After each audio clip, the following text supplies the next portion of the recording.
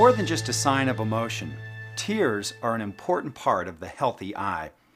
Without an adequate film of tears on our eyes, sharp vision is not possible.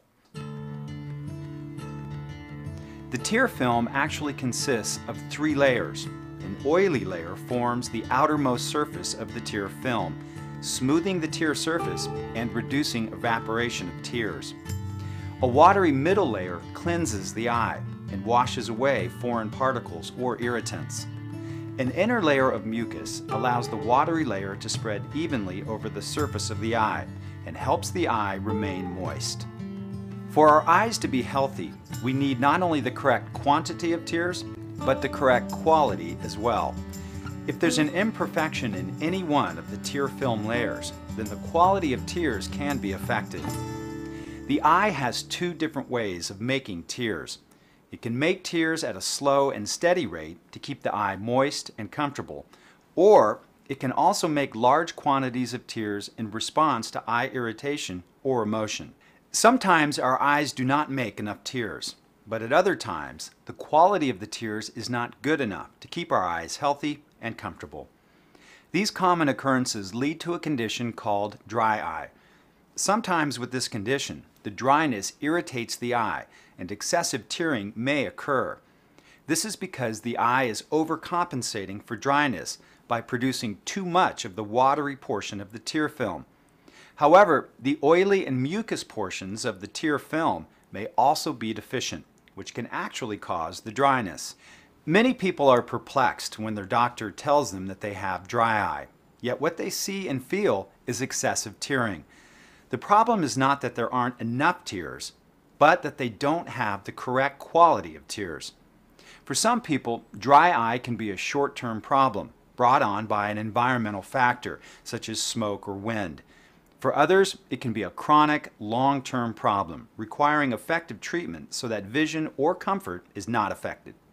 Symptoms of dry eye include excessive tearing, stinging or burning eyes, itching, scratchiness, stringy mucus in or around the eyes, excessive eye irritation from smoke or wind, difficulty wearing contact lenses, and brief or ongoing blurring of vision that may change with each blink.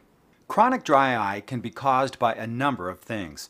Age is one common factor, since tear production normally decreases as we age.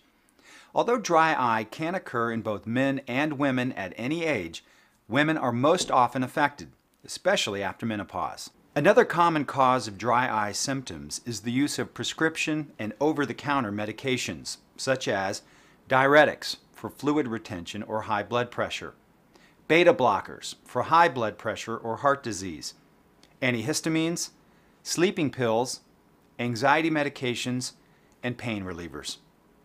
Certain medical conditions, such as autoimmune diseases, may also cause dry eyes and dry mouth. One common autoimmune condition is called Sjogren's syndrome. Other culprits of dry eye symptoms may include blepharitis or rosacea, eyelid problems that affect the outer, oily layer of the tear film, causing natural tears to evaporate too quickly from the eye. Other more rare diseases may also affect the inner mucus layer of the tear film, preventing the natural tear film from staying on the eye. Your ophthalmologist is usually able to tell if you have dry eye by examining your eyes. Sometimes tests that measure tear production are necessary. One test, called the Schirmer tear test, involves placing filter paper strips under the lower eyelids to measure the rate of tear production under various conditions. Another test uses a diagnostic eye drop to look for certain patterns of dryness on the surface of the eye.